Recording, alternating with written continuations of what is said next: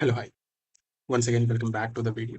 Here, as a process of OWASP Docker Top 10 series, we already covered till D07. Today, we are going to discuss about D08, which is container image integrity and origin. We are also going to see what exactly the container image and why exactly the integrity matters, image integrity, and what is origin and what are the trusted sources and untrusted sources, and some best practices and attack vectors, and what happens if we ignore D08, and how to identify the image problems and how to prevent and remediate them, and some key takeaways from this particular video. So without further ado, let's enter into the video and have a discussion around it. Okay. First of all, what is a container image? A container image is a lightweight standalone package that containing everything that needed to run an application. That includes code, runtime, system tools, libraries, and settings. It built from layers defined in a Docker file, and also it is stored in a registries like Docker Hub, Elastic Container Registry, or any private registries also. So here is the one of the example for a Docker container, Nginx latest. This was a container name. So this contains the Nginx web server configuration files as well as all the dependencies ready to run the application. Okay, so that is what exactly the Docker container was. And now let us see why the image integrity matters. Okay, so image integrity on the origin basically describes about whether the image which we are using is it like not tampered and unauthenticated. Okay, so and origin is basically like who was the like developer or who was the creator of that particular image, whether is that came from a trusted source like that. Okay, so let's go one by one. Container images can contain a malwares or backdoors. Okay, this is why exactly the image integrity is required. It is just like any software packages that the container images can be infected with a malware or some hidden backdoors. If you pull an image from a untrusted source, you might unknowingly deploy malicious code into your environment. And the second point was compromised images can lead to data breaches and system takeovers. Once a compromised image is running, it can access your sensitive data, and that can escalate the privileges or even take over the host system access also. This can result to a data breach as well, and service outages, or else uh, like DOS attacks. Okay, and full and like entire infrastructure can be compromised with that case. And the third point was supply chain attacks target a popular base images, like attacks which is happening widely. They choose the base images, which is Ubuntu, Node, Nginx, because they know these are the like major containers, like base container based images, which is reused across the thousands of deployments. A single tampered base image can affect a like lot of containers, and why? Because there might be a underlying infrastructure under the base image. And the fourth point was modified images may contain a vulnerable or outdated components. Even let's say if an image isn't malicious, it might be outdated or misconfigured, like old libraries or unpatched dependencies or insecure settings can introduce the vulnerabilities into the your system. So it is a risk. The risk associated with this was a single malicious image can compromise your entire container infrastructure and environment, and that will spread to the other systems also in the same environment. So that is why the image integrity matters here. And now let us see trusted origin sources. Origin is basically from where the image came. Okay. Now let us start with some trusted sources. Afterwards, discuss with the untrusted sources also. So in trusted sources, the official Docker Hub images. Whenever you are using your images, make sure start with your official images from your Docker Hub. So these are maintained by a official Docker, which is a verified vendor, and are regularly updated and scanned for your vulnerabilities inside it automatically. And the second point was verified publisher images. So look for the images from a verified publisher also. You can check the like identify the tick marks somewhere there. and uh, and you can also know who built that particular image and who like published that into a like into the available world like that. The third point was your organization's private registries. For internal applications, use your own private registry. This will give you full control over the image creation, updation, and access policies. And the fourth and final point was signed images with cryptographic verification. Make sure to use a signing tools like Docker, Content Trust, or Cosign tools. So this will verify that the image hasn't been tampered with, or else it will whether the image came from a trusted source or not, it will be identified. And here are the some untrusted resources where it includes random users repositories, unverified third-party images, and images without a clear maintainer, unsigned or tampered images. So these are the like things you need to uh, make sure whenever you are using an image, whether is it a trusted source, that means origin, or a untrusted source. And moving further, where we are going to discuss about some best practices for D08 image integrity and origin. So what are the some best practices need to be followed? So use official base images like Python 3.9 Slim instead of some random user Python. Okay, always make sure to use a official base images. So why? Because the official base images are maintained by a trusted vendors and verified vendors, which is regularly updated. And if there is any security patch or any outdated components or vulnerabilities was found, that will be automatically updated. Okay, that is the one reason. And verify the image signature using a Docker content trust or else Cosign. Okay, basically, we need to make sure to enable a Docker content trust to verify the images are properly signatures are there or not. This will make sure to ensure the images hasn't been tampered with the another's. Mm. And the third point was pin specific image versions with the SHA 256 hashes. So basically, uh, we need to make sure to avoid a like default tags like latest. Instead, pin your images to a specific version by using a like algorithm for hash value. SHA256 was the algorithm name. So it is a popular algorithm used like wide range of organizations. This guarantees your uh, I mean you are exactly using the image which is a trusted as well as verified image. Okay, and the final point here was regularly update the base image to a latest secure versions. So let's say even the images pinned uh, needs some updates. Make it a habit like refresh your base images regularly to get the latest security patches and performance improvements. And the good practice here was always uh, make sure.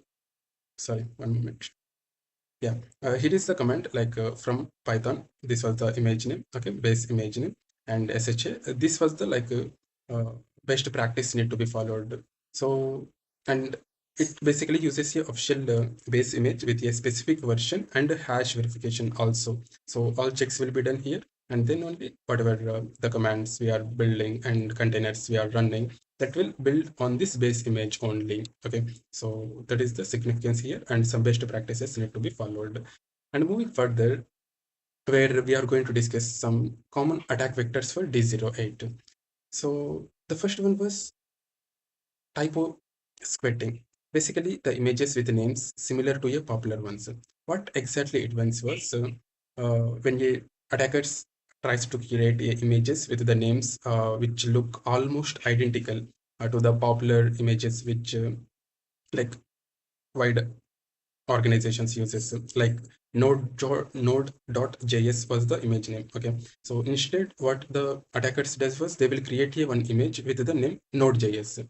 So developers can accidentally pull the node.js image also instead of node.js image. So uh, it was the one of the like way giving to attackers to enter into the system and do the needful things for them. Okay, and the second common attack vector was backdoored images. So what exactly it means was legitimate images with a hidden malicious code. So some images appears legitimate, which is trusted and okay, but it contains a hidden backdoors. So this can silently collect the data. Um, it is like open remote access or run a unauthenticated process once the image was deployed. And the third attack vector was supply chain poisoning. That means compromising a upstream dependencies. So attackers target the build pipeline or some base layers of your popular images. If they compromise an upstream dependency, every image built on top of it inherent the vulnerability, right? So that is the supply chain poisoning. The fourth attack vector was registry takeover. That means attackers gaining a control of image repositories. So if the attackers gain a access to a registry account, they can replace the trusted images with a malicious uh, image versions. Anyone who is pulling with the updates uh, from that particular repository, then they are at risk, right? So here is the one of the real attack where crypto mining malware found in the popular node.js images, typo of node.js. Okay, so this actually happened. A fake node.js images was uploaded and downloaded over more than 1 lakh plus times. So it contained some crypto mining malware. This malware silently consumes 100% CPU as well as system resources across thousands of systems. So we need to be aware of this.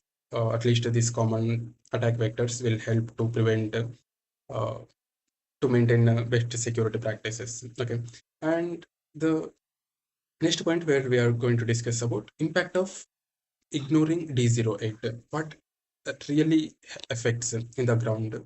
Data breaches will happen. That means sensitive information will be exposed or else stolen. Whenever you are using a unverified or compromised images, attackers easily gain the access to your sensitive data, like any credentials, tokens, or custom information. This can lead to a data breaches. And the second one was system compromise. Attackers gain uh, persistent access. That means like backdoored images can give attackers a persistent access of your entire system. This can install some rootkits and that can create a hidden users or open a remote shells to access. And this will basically making it hard to detect and remove them. Okay. And the fourth third impact was the service disruption. That means malware consuming a downtime and sorry, malware's causing a downtime and instability of the service. Like malicious code inside a container can consume a like 100% resources and that will crash the services which is running in the another containers, or it will interfere with the other containers. That will lead to a downtime and instability and a poor user experience also. And the fourth point here was fourth impact was compliance violation. So the regulatory fines and audit failures. That means running a insecure containers can violate a compliance regulators like GDPR, HIPAA, or PCI DSS. This can result in like financial fines and uh, also the legal consequences. Okay, and here is the real business impact is going to affect. The average cost of a container security incident is around 4.24 million US dollars, including downtime, investigation, and remediation. So you can see how big the amount here was. So that is also one of the reason we need to make sure to implement these security best practices. And the next slide where we are going to discussing about identifying image problems. Later, how to remediate that. Okay. First of all, we need to make sure to use some scanning tools for scanning images with the third-party tools or some built-in features also there. Docker, Clair, Snyk. These are the some third-party tools that will scans for the scans inside your Docker images, and if there is any known vulnerabilities or outdated packages or some misconfigurations before you deploy into your production environment or target environment, that will be identified we can mitigate or work on that. And check image source and maintainer reputation. Basically, we need to make sure always verify who is building that particular image. If it is from a trusted vendor or some like random user. Uh, and also we need to make sure to check the maintainer who is there. He is a reputed maintainer, or uh, does the maintainer following a hygiene or best practices regarding the security, that we need to check. And verify the digital signature and checksums. uh, for digital signatures, as we discussed earlier, Cosign or Docker content trust, we can use the tools to verify the image signatures. That will ensure the image hasn't been tampered with, and that will matches the original checksums. Make sure to verify this. Monitor unusual traffic activity from containers. That means we need to keep a eye on the container behavior. If the container starts like sending a unexpected traffic or making a suspicious connections, it should be compromised, or else some suspicious activity is going on. And here a kind of a quick check where to review the images, this was the command docker history and the image and tag. And to scan for your vulnerabilities, we need to make sure to have a setup of Trivy, after that image and image name. Okay, so this was the command we need to use for scanning with the like Trivy as a third party tool. It will use some security issues or some fix as well as CVEs, which is there in that particular Docker container. Okay. Now, once we identified, then how to prevent or remediate those findings. So here are the some points to prevent and remediation. Implement image allow list with the approved base images only. That means start by creating a image allow list, uh, set a approved base images that your team can use these particular images only. This will ensure all the containers are built from your trusted as well as verified sources, and enable automated vulnerability scannings in CI/CD pipelines. So basically, by integrating the tools like Trivy, Snyk, or some third-party tools or any in-house tools, this will uh, into a CI/CD pipeline for automatic process. This allows you to automatically scans each and every image for your vulnerabilities before they reach into a target production environment. The third point was use private registries with the access controls. That means how your image is uh, secure. I mean, need to be secure. This is also one of the key point. Using a private registries, we need to make sure to host the images in a private repositories or registries, we can say, like AWS EC or Elastic Container Registry or Docker Hub. This will basically prevent some unauthorized access or uploads to uh, ensure that only trusted users can uh, pull the images or else push the images. And the last point was regularly patch and rebuild the images with latest updates. Don't let the images to be like stale. Regularly rebuild them, and if there is any patches out there, make sure to update them. And prevention strategy was we need to make sure to set up a admission controls like OPA gatekeeper to automatically reject non-compliant images at deployment time. Okay, these are the some things need to be followed. And we almost at the end where we are going to discuss some key takeaways and best tips. Always use a official images from the trusted publisher. Scan everything, automate the vulnerability scanning, and keep the images updated with a regular security patches. Verify the integrity by using a signatures and checksums. Golden rule here was treat the containers images like an other softwares. Verify the source, scan the vulnerabilities, keep it updated, never trust, always verify. Okay, that is the like a golden rule we need to be followed. And I think so, like whatever the discussion we have went till now, which is uh, helpful for you. And stay tuned for more videos. Thank you so much for watching the video.